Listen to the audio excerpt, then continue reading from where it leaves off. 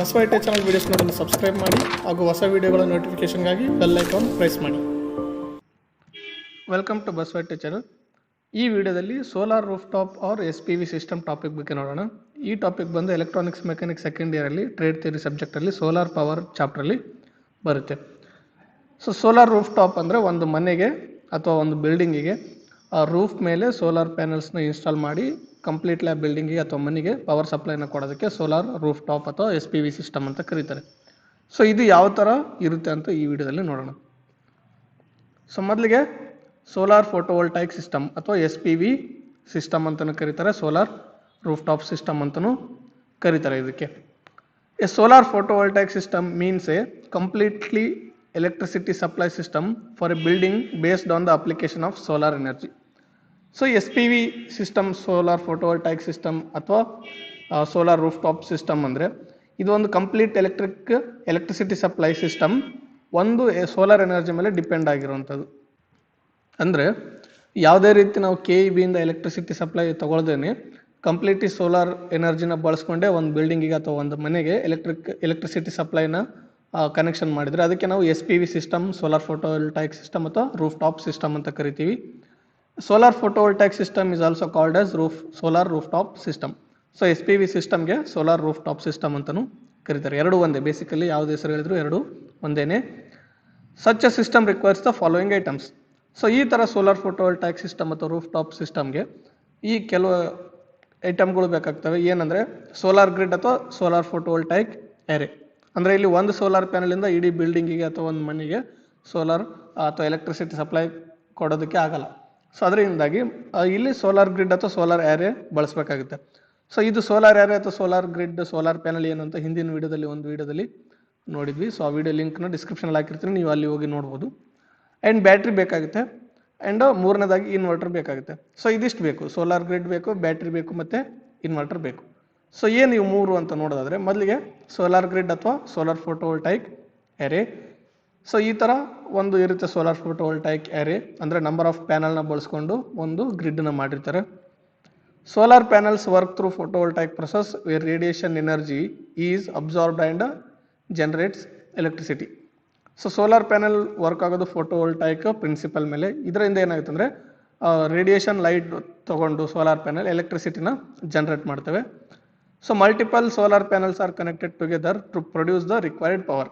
So ಇಲ್ಲಿ ಒಂದು ಪ್ಯಾನಲಿಂದ ನಮ್ಗೆ ಔಟ್ಪುಟ್ ಪವರ್ ಬೇಕಾದಷ್ಟು ಬರಲಾರ್ದಿದ್ದಾಗ ಏನಾಗುತ್ತಾ, ಮಲ್ಟಿಪಲ್ ಸೋಲಾರ್ ಪ್ಯಾನಲ್ಸ್ನ ಕನೆಕ್ಟ್ ಮಾಡ್ಕೋಬೇಕಾಗುತ್ತಾ. ಸೊ ಮಲ್ಟಿಪಲ್ ಸೋಲಾರ್ ಪ್ಯಾನಲ್ಸ್ನ ಕನೆಕ್ಟ್ ಮಾಡಿಕೊಂಡು ನಮಗೆ ಎಷ್ಟು ಔಟ್ಪುಟ್ ಪವರ್ ಬೇಕೋ ಅಷ್ಟು ನಾವು ಜನರೇಟ್ ಮಾಡ್ಕೋಬೋದು ಸೋಲಾರ್ ಪ್ಯಾನಲ್ಸಿಂದ. It should be selected in accordance with the load and available obstacle free space at the roof of a building. So ಇದನ್ನು ಯಾವ ಥರ ಚೂಸ್ ಮಾಡಬೇಕು ನಾವು, ಸೋಲಾರ್ ಪ್ಯಾನಲ್ ನಮಗೆ ಎಷ್ಟು ಬೇಕು, ಯಾವ ಥರದ್ದು ಬೇಕು ಅಥವಾ ಯಾವ ಡಿಸೈನ್ ಇರೋದು ಬೇಕು ಅಂತ ನೋಡೋದಾದರೆ ಯಾವ ಥರ ಚೂಸ್ ಮಾಡಬೇಕು ಅದನ್ನಂದರೆ ಮೊದಲಿಗೆ ನಮಗೆ ಎಷ್ಟು ಲೋಡ್ ಬೇಕಾಗುತ್ತೆ. ಅಂದರೆ ನಮ್ಮ ಮನೆಗೆ ಒಂದು ಟೈಮ್ ಎಟ್ ಎ ಟೈಮಲ್ಲಿ ಮ್ಯಾಕ್ಸಿಮಮ್ ಲೋಡ್ ನಾವು ಎಷ್ಟು ಹಾಕ್ತೀವಿ ಎಲ್ಲನೂ ಆನ್ ಮಾಡಿದಾಗ, ಮನೆಯಲ್ಲಿ ಏನೇನು ಇಕ್ವಿಪ್ಮೆಂಟ್ಸ್ ಇರ್ತವೆ, ಅಲ್ಲಿ ಅಪ್ಲಯನ್ಸಸ್ ಇರ್ತವೆ, ಅವೆಲ್ಲ ಆನ್ ಮಾಡಿದಾಗ ಎಷ್ಟು ಲೋಡ್ ಆಗುತ್ತೆ. ಸೊ ಅಷ್ಟು ಲೋಡ್ಗಿಂತ ಮ್ಯಾಕ್ಸಿಮಮ್ ಲೋಡ್ಗಿಂತ ಜಾಸ್ತಿನೇ ಇರಬೇಕಾಗುತ್ತೆ solar panels output power. So ಆ ಥರ ಸೋಲಾರ್ ಪ್ಯಾನಲ್ಸ್ನ ನಾನು ತೊಗೋಬೇಕು. ಫಾರ್ ಎಕ್ಸಾಂಪಲ್ ನಮ್ಮ ಮನೆಗೆ ಒಂದು 750 ವ್ಯಾಟ್ ಲೋಡ್ ಬೇಕಂದರೆ ನಾನು ಒಂದು 1000 ವ್ಯಾಟಷ್ಟು ಸೋಲಾರ್ ಪ್ಯಾನಲ್ ಅಥವಾ 1000 ವ್ಯಾಟಷ್ಟು ಸೋಲಾರ್ ಗ್ರಿಡ್ಡನ್ನು ಇನ್ಸ್ಟಾಲ್ ಮಾಡ್ಕೋಬೇಕಾಗತ್ತೆ. ಓನ್ಲಿ ಲೋಡ್ ಅಷ್ಟೇ ಅಲ್ಲ, ನಮ್ಮ ರೂಫ್ ಮೇಲೆ ಅಥವಾ ರೂಫಲ್ಲಿ ಎಷ್ಟು ಫ್ರೀ ಸ್ಪೇಸ್ ಇದೆ, ಅಬ್ಸ್ಟಾಕಲ್ ಫ್ರೀ ಸ್ಪೇಸ್ ಅಂದರೆ ಯಾವುದೇ ರೀತಿಯಾದಂಥ ಅಡ್ಡ ಬರಬಾರ್ದು, ಮತ್ತೇನು ಗೋಡೆ ಆಗಿರಲಿ ಅಡ್ಡ ಬರಬಾರ್ದು, ಆ್ಯಂಡ್ ಯಾವುದೇ ರೀತಿ ನೆರಳು ಕೂಡ ಆ ಜಾಗದಲ್ಲಿ ಬೀಳಬಾರ್ದು. ಅಷ್ಟೊಂದು ಜಾಗ ಎಷ್ಟಿದೆ ನಮ್ಮ ರೂಫ್ ಟಾಪ್ ಮೇಲೆ ಅಂತ ಕ್ಯಾಲ್ಕುಲೇಟ್ ಮಾಡಬೇಕು. ಸೊ ಆ ಥರ ಕ್ಯಾಲ್ಕುಲೇಟ್ ಮಾಡಿಕೊಂಡಾಗ ನಾವು ಈ ಒಂದು ಸೋಲಾರ್ ಪ್ಲ್ಯಾಂಟ್ ಅಥವಾ ಸೋಲಾರ್ ಗ್ರಿಡ್ಡನ್ನು ಇನ್ಸ್ಟಾಲ್ ಮಾಡ್ಕೊಳ್ಳೋದಕ್ಕೆ ಈಸಿ ಆಗುತ್ತೆ. ಫಾರ್ ಎಕ್ಸಾಂಪಲ್ ನಮಗೆ ಒಂದು 1000 ವ್ಯಾಟಷ್ಟು ಸೋಲಾರ್ ಗ್ರಿಡ್ಡನ್ನ ಹಾಕ್ಕೋಬೇಕು ಅಥವಾ ಸೋಲಾರ್ ಪ್ಯಾನಲ್ಸ್ನ ಹಾಕ್ಕೋಬೇಕಂದ್ರೆ ಎಷ್ಟು ಜಾಗ ಬೇಕಾಗುತ್ತೆ ಅಂದರೆ 100 ಸ್ಕ್ವೇರ್ ಫೀಟ್ ಬೇಕಾಗುತ್ತೆ. ಅಂದರೆ 10 ಫೀಟ್ ಬೈ 10 ಫೀಟ್ ಅಷ್ಟು ಜಾಗ ಇದ್ದರೆ ನಾವು ಅಪ್ರಾಕ್ಸಿಮೇಟ್ಲಿ 1000 ವ್ಯಾಟಷ್ಟು ಸೋಲಾರ್ ಗ್ರಿಡ್ ಅಥವಾ ಸೋಲಾರ್ ಪ್ಯಾನಲ್ನ ಇನ್ಸ್ಟಾಲ್ ಮಾಡ್ಕೋಬೋದು. So mounting structures are used to install the panels to the roof of the building. So ನಾರ್ಮಲಾಗಿ ರೂಫ್ ಮೇಲೆ ಫ್ಲ್ಯಾಟಾಗಿ ಇಟ್ಬಿಡೋಕ್ಕಾಗಲ್ಲ ಸೋಲಾರ್ ಪ್ಯಾನಲ್ನ. ಸೊ ಅಥವಾ ಸೋಲಾರ್ ಗ್ರಿಡ್ನ ಅದನ್ನೆಲ್ಲ ಇನ್ಸ್ಟಾಲ್ ಮಾಡಬೇಕಾದ್ರೆ ಮೌಂಟಿಂಗ್ ಸ್ಟ್ರಕ್ಚರ್ ಬೇಕಾಗುತ್ತೆ. ಸೊ ಮೌಂಟಿಂಗ್ ಸ್ಟ್ರಕ್ಚರ್ ಅಂದರೆ ನಾರ್ಮಲಾಗಿ ಅಲ್ಯೂಮಿನಿಯಂ ಮತ್ತು ಸ್ಟೀಲಿಂದ ಮಾಡಿದಂಥ ಒಂದು ಸ್ಟ್ರಕ್ಚರ್. ಯಾಕಂದರೆ ಸೋಲಾರ್ ಪ್ಯಾನಲ್ಸ್ನ ಫಾರ್ಮ್ ಆಗಿ ಹಿಡಿದಿಟ್ಕೊಳ್ಳೋದಕ್ಕೆ, ಅವಿಷ್ಟು ಸೋಲಾರ್ ಪ್ಯಾನಲ್ಸ್ನ ಅಳಗಾಡ್ಲಾರ್ದಂಗೆ ಹಿಡಿದಿಟ್ಕೊಳ್ಳೋದಕ್ಕೆ. ಆ್ಯಂಡ್ ನಮ್ಮ ಇಂಡಿಯಾದಲ್ಲಿ ಪರ್ಟಿಕ್ಯುಲರ್ಲಿ ಸನ್ಲೈಟ್ ಕರೆಕ್ಟಾಗಿ ಸೋಲಾರ್ ಪ್ಯಾನಲ್ಗೆ ಬೀಳಬೇಕು, ಮ್ಯಾಕ್ಸಿಮಮ್ ಸನ್ಲೈಟ್ ಬೀಳಬೇಕು ಅಂದರೆ ಅವಾಗ ಅದು ಒಂದು ಕೆಲವು ಆ್ಯಂಗಲಲ್ಲಿ ಇನ್ಸ್ಟಾಲ್ ಮಾಡಬೇಕಾಗುತ್ತೆ. ಸೊ ಅದರಿಂದಾಗಿ ಕೂಡ ಈ ಸ್ಟ್ರಕ್ಚರ್ಸು ಯೂಸ್ ಆಗುತ್ತೆ ಆ ಆ್ಯಂಗಲಲ್ಲಿ ಇನ್ಸ್ಟಾಲ್ ಮಾಡ್ಕೊಳ್ಳೋದಕ್ಕೆ. These mounting structure should be strong enough to hold the solar panels even at high wind speed such as during cyclones. So ಇದು ಮೌಂಟಿಂಗ್ ಸ್ಟ್ರಕ್ಚರ್ ಸ್ಟ್ರಾಂಗ್ ಇರಬೇಕಾಗುತ್ತೆ. ಯಾಕಂದರೆ ಕೆಲವೊಂದು ಸಮಯದಲ್ಲಿ ಸೈಕ್ಲೋನ್ಸ್ ಬಂತು, ಜೋರಾಗಿ ಗಾಳಿ ಬೀಸ್ತಾ ಇತ್ತು ಅಂದರೆ ಅಂಥ ಟೈಮಲ್ಲಿ ಯಾವುದೇ ರೀತಿ ಸೋಲಾರ್ ಪ್ಯಾನಲ್ ಅಥವಾ ಸೋಲಾರ್ ಗ್ರಿಡ್ ಏನಿರುತ್ತೋ ಅದಕ್ಕೆ ಯಾವುದೇ ರೀತಿ ಎಫೆಕ್ಟ್ ಆಗಿರಬಾರ್ದು. ಸೊ ಆ ರೀತಿ ಈ ಒಂದು ಸೋಲಾರ್ ಮೌಂಟಿಂಗ್ ಸ್ಟ್ರಕ್ಚರ್ ಸ್ಟ್ರಾಂಗ್ ಆಗಿರಬೇಕಾಗುತ್ತೆ. ಸೊ ಇದು ಒಂದು ಸೋಲಾರ್ ಗ್ರಿಡ್ ಅಥವಾ SPV ಅರೇ. ನೆಕ್ಸ್ಟ್ ಬೇಕಾಗಿರೋ ಐಟಮ್ ಏನಂದರೆ ಬ್ಯಾಟ್ರಿ. ಸೊ ಈ ಥರ ದೊಡ್ಡ ಟ್ಯೂಬ್ಲರ್ ಬ್ಯಾಟ್ರಿನ ಬಳಸಬೇಕಾಗುತ್ತೆ ನಾವು ಸೋಲಾರ್ ಗ್ರಿಡ್ ಜೊತೆಗೆ. Batteries store electrical energy in the form of chemical energy. So battery ಏನು ಮಾಡ್ತಾವೆ ಅಂದರೆ ಕೆಮಿಕಲ್ ಎನರ್ಜಿ ರೀತಿಯಲ್ಲಿ ಎಲೆಕ್ಟ್ರಿಕ್ ಎನರ್ಜಿನ ಸ್ಟೋರ್ ಮಾಡ್ಕೊಳ್ತೇವೆ.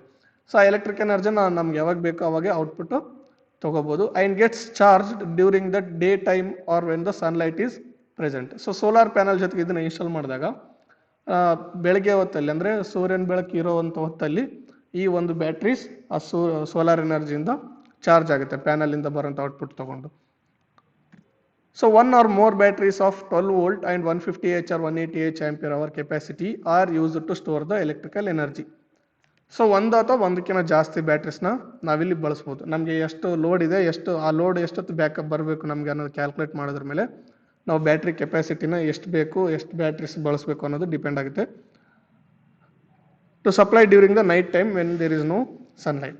ಸೊ ಸೂರ್ಯನ ಬೆಳಕಿದ್ದಾಗ ಡೈರೆಕ್ಟಾಗಿ ನಮಗೆ ಸೋಲಾರ್ ಪ್ಯಾನಲ್ಸಿಂದಲೇ ಡೈರೆಕ್ಟಾಗಿ ಬರುತ್ತೆ ಪವರ್, ಅದನ್ನೇ ನಾವು ಬಳಸ್ಕೋಬೋದು. ಆದರೆ ಸನ್ಲೈಟ್ ಇಲ್ದಾಗ ಅಂದರೆ ನೈಟ್ ಟೈಮಲ್ಲಿ ಡೇ ಟೈಮ್ ಹೊರತುಪಡಿಸಿ ಸನ್ಲೈಟ್ ಸನ್ಲೈಟ್ ಇದ್ದಿಲ್ಲ ಆ ಟೈಮಲ್ಲಿ ನಮಗೆ ಔಟ್ಪುಟ್ ಬೇಕು, ನೈಟ್ ಟೈಮಲ್ಲಿ ಬೇಕು ಅಂದರೆ ಸೊ ಅವಾಗ ಯಾವುದೇ ರೀತಿ ಸೋಲಾರಿಂದ ಔಟ್ಪುಟ್ ಬರಲ್ಲ. ಸೊ ಅವಾಗ ಬ್ಯಾಟ್ರೀಸಲ್ಲಿ ಸ್ಟೋರ್ ಮಾಡಿದಂಥ ಎನರ್ಜಿನ ನಾವು ಬಳಸ್ಕೋಬೇಕಾಗುತ್ತೆ. ಸೊ ಈ ಬ್ಯಾಟ್ರೀಸಲ್ಲಿ ಎನರ್ಜಿ ಯಾವಾಗ ಸ್ಟೋರ್ ಆಗುತ್ತೆ ಅಂದರೆ ಸನ್ಲೈಟ್ ಇದ್ದಾಗ ಸೋಲಾರ್ ಪ್ಯಾನಲಿಂದ ಬರೋಂಥ ಔಟ್ಪುಟ್ಟೆ ಈ ಬ್ಯಾಟ್ರೀಸಲ್ಲಿ ಸ್ಟೋರ್ ಆಗುತ್ತೆ. ಆ್ಯಂಡ್ ಮನೇಲಿ ಏನು ಲೋಡ್ ಯೂಸ್ ಮಾಡಿರ್ತಿರ್ತೀವಲ್ಲ ಅದನ್ನು ಕೂಡ ಸೋಲಾರ್ ಪ್ಯಾನಲಿಂದ ಬರೋಂಥ ಔಟ್ಪುಟ್ಟು ಬರ್ತಾ ಇರುತ್ತೆ. ಸೊ ಮನೆಗೆ ಲೋಡ್ ಕೂಡ ಆಗ್ತಿರುತ್ತೆ ಡೇ ಟೈಮಲ್ಲಿ, ಆ್ಯಂಡ್ ಬ್ಯಾಟ್ರಿ ಕೂಡ ಚಾರ್ಜ್ ಆಗ್ತಾ ಇರುತ್ತೆ ಒಂದೇ ಟೈಮಲ್ಲಿ. ನೆಕ್ಸ್ಟ್ ಬೇಕಾಗಿರೋಂಥ ಐಟಮ್ ಇನ್ವರ್ಟರ್. ಸೊ ಇದು ಸ್ಪೆಷಲೈಸ್ಡ್ ಇನ್ವರ್ಟರ್ ಬೇಕಾಗುತ್ತೆ, ಇಲ್ಲಿ ಸೋಲಾರ್ ಇನ್ವರ್ಟರ್ ಅಂತ ಕರೀತಾರೆ. ಆ ಥರದ್ದು ಇನ್ವರ್ಟರ್ಸ್ ಬೇಕಾಗುತ್ತೆ ಸೋಲಾರ್ ಫೋಟೋವೋಲ್ಟೈಕ್ ಸಿಸ್ಟಮ್ ಅಥವಾ ರೂಫ್ ಟಾಪ್ ಸಿಸ್ಟಮ್ ಬಳಸಿದರೆ.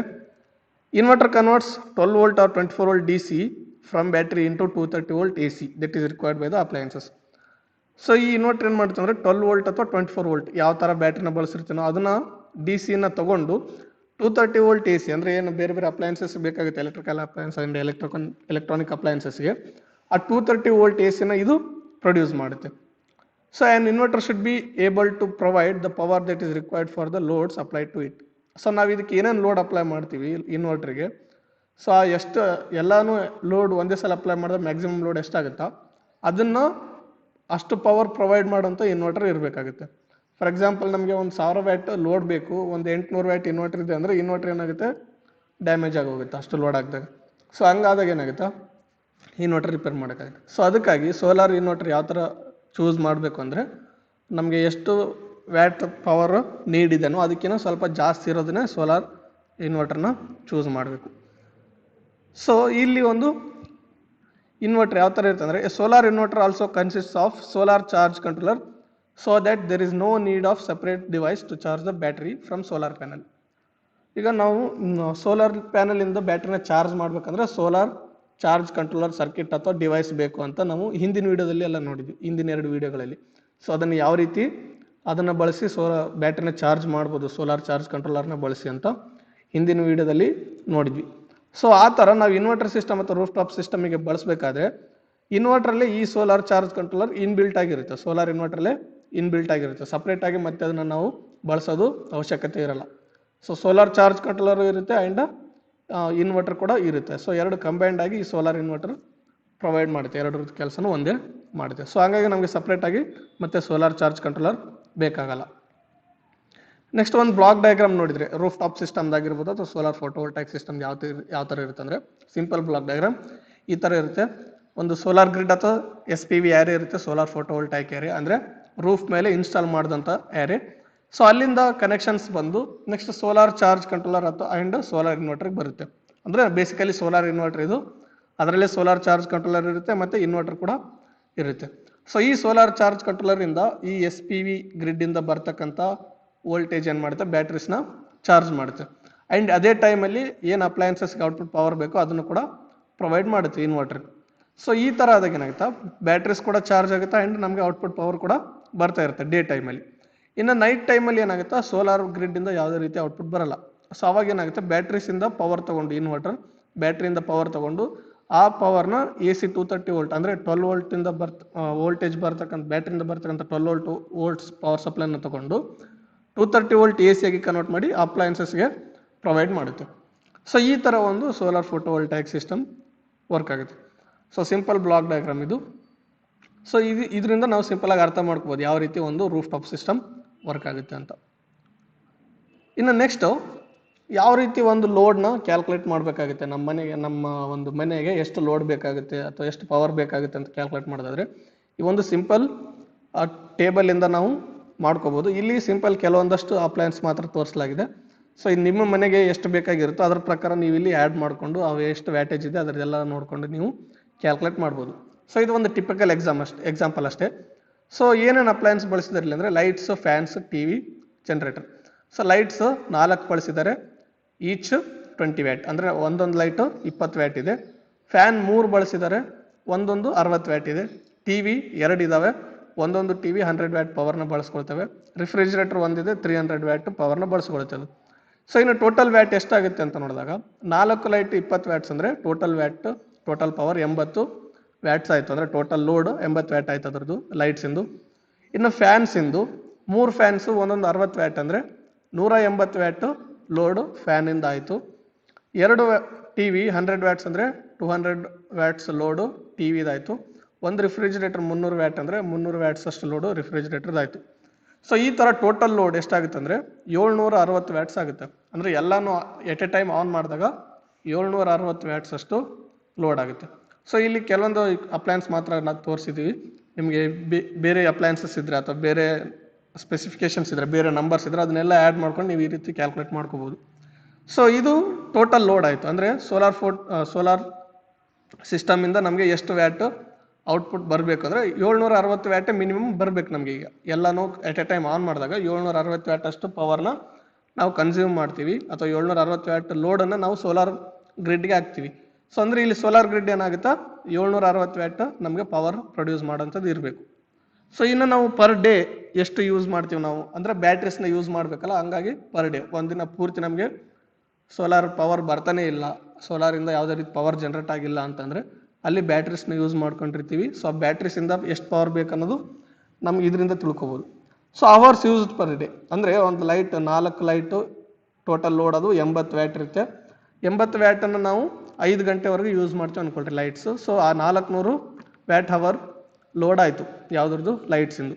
ಇನ್ನು 3 ಫ್ಯಾನಿಂದ ಲೋಡು 180 ವ್ಯಾಟ್ಸ್ ಲೋಡು ಬೇಕಾಗುತ್ತೆ. ಸೊ ಅದನ್ನು 6 ಗಂಟೆ ತನಕ ನಾವು ಯೂಸ್ ಮಾಡಿದ್ರೆ 1080 ವ್ಯಾಟ್ ಅಷ್ಟು ಲೋಡು ಫ್ಯಾನಿಂದ ಆಯಿತು ವ್ಯಾಟ್ ಅವರ್ ಅಷ್ಟು. And TV 200 watt, 2 TV 200 watt ತೊಗೊಳುತ್ತೆ, 2 TV ಕೂಡಿ 200 ವ್ಯಾಟ್ ತೊಗೊಳುತ್ತೆ. ಅದನ್ನು ನಾವು 3 ತಾಸು ದಿನಕ್ಕೆ ಯೂಸ್ ಮಾಡಿದ್ರೆ ಅಲ್ಲಿ 600 ವ್ಯಾಟ್ ಅವರ್ ಲೋಡ್ ಬೇಕಾಗುತ್ತೆ, ಎನರ್ಜಿ ಬೇಕಾಗುತ್ತೆ.